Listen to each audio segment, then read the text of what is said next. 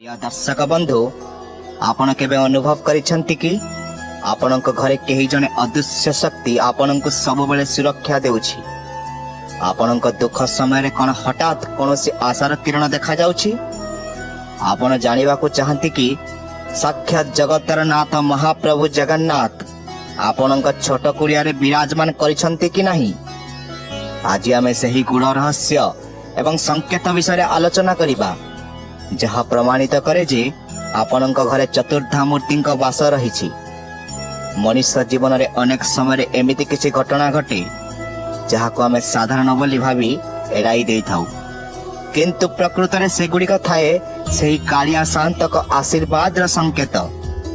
जेतेबेले जने भक्त निज घरे जगन्नाथ को स्थापन करे से केवल एक मूर्ति किंबा फोटो आनी न थाए, परम साक्षात ब्रह्म को निज परिवार सदस्य भाव में ग्रहण करि थाए।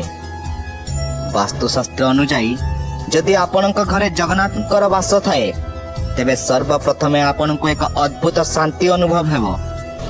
आपणक घरे जेते बड़ विपद थाउ ना काहेकि जदि हठात घरर वातावरण शांत होई जाउछि एवं सदस्यंक मध्यरे प्रेम भाव बढ़ुछि तेबे बुझी जांतु जे सेही चकाडला आपणक उपरे दृष्टि रखिछंती।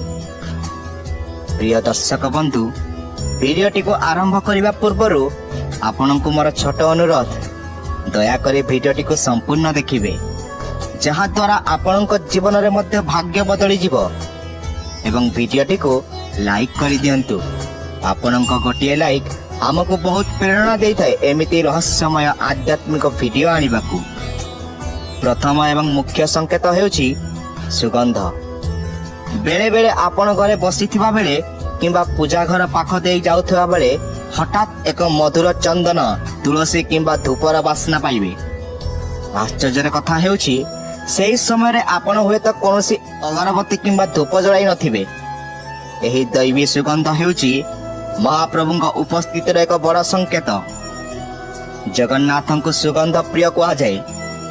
जदि आपणक घर कोनोसी कारण न थाई सुगंधित होई उठे तेबे जानिबे प्रभु आपणक भक्ति रे प्रसन्न होई सेठारे विचरण करूछंती।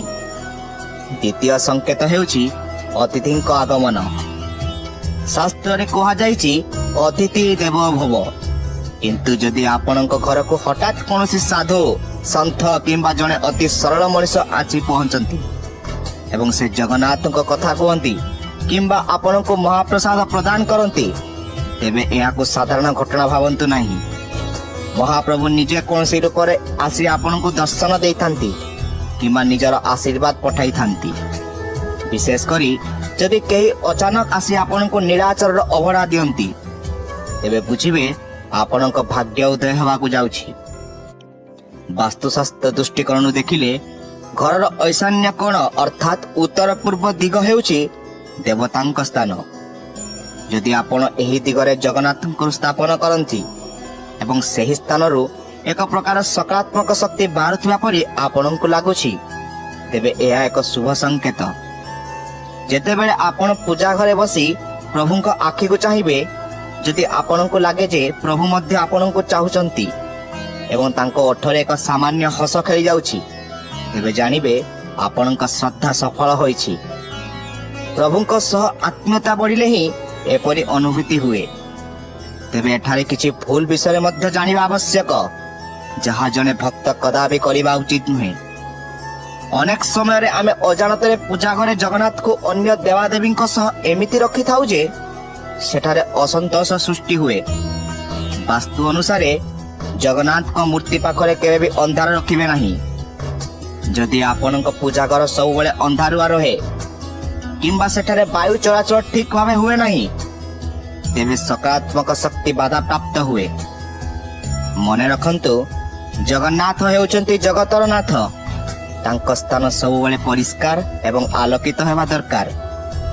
आउ एक गुरुत्वपूर्ण कथा हेउछि शुद्धता। जदि आपण घरे जगन्नाथ को रखिछंती तेबे घरे आमिष रंधा बड़ा करिबा बेले सावधान रुहंतु। यदि संभव हुए पूजा घर एवं रसोई घर मध्यरे यथेष्ट दूरता रखंतु। महाप्रभु शुद्ध भाव भोकिला। जदि आपणक मनरे कहानी प्रति ईर्षा बा द्वेष थाए ତେବେ ପ୍ରଭୁଙ୍କ ବାସ ସେହି ଘରେ ସ୍ଥାୟୀ ହୋଇ ରହେ ନାହିଁ।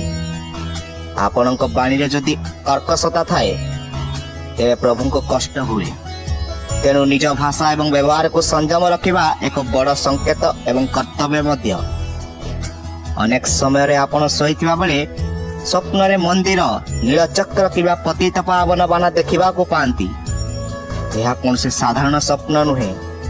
ଏହା ହେଉଛି ପ୍ରଭୁଙ୍କର ସିଧାସଳଖ ସଂକେତ ଯେ ସେ ଆପଣଙ୍କ ଉପରେ ସନ୍ତୁଷ୍ଟ ଅଛନ୍ତି।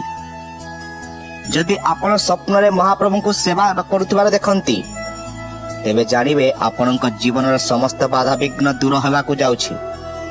ପ୍ରଭୁ ଆପଣଙ୍କୁ ସୂଚନା ଦେଉଛନ୍ତି ଯେ ଆପଣଙ୍କ ସମସ୍ତ ଚିନ୍ତା ସେ ନିଜେ ବହନ କରୁଛନ୍ତି। ଜଗନ୍ନାଥଙ୍କ ବାସ ଥିବା ଘରେ ଆଉ ଏକ ଆଶ୍ଚର୍ଯ୍ୟଜନକ ଲକ୍ଷଣ ଦେଖାଯାଏ। ତାହା ହେଉଛି ତୁଳସୀ ଗଛର ଅବସ୍ଥା। ଯଦି ଆପଣଙ୍କ ଘରେ ଥିବା ତୁଳସୀ ଚଉରା ସବୁବେଳେ ସବୁଜ ଏବଂ ସତେଜ ରହେ ତେବେ ବୁଝିଯାଆନ୍ତୁ ସେହି ଘରେ ଲକ୍ଷ୍ମୀ ନାରାୟଣଙ୍କର କୃପା ରହିଛି। ଜଗନ୍ନାଥଙ୍କ ପୂଜାରେ ତୁଳସୀ ଅପରିହାର୍ଯ୍ୟ।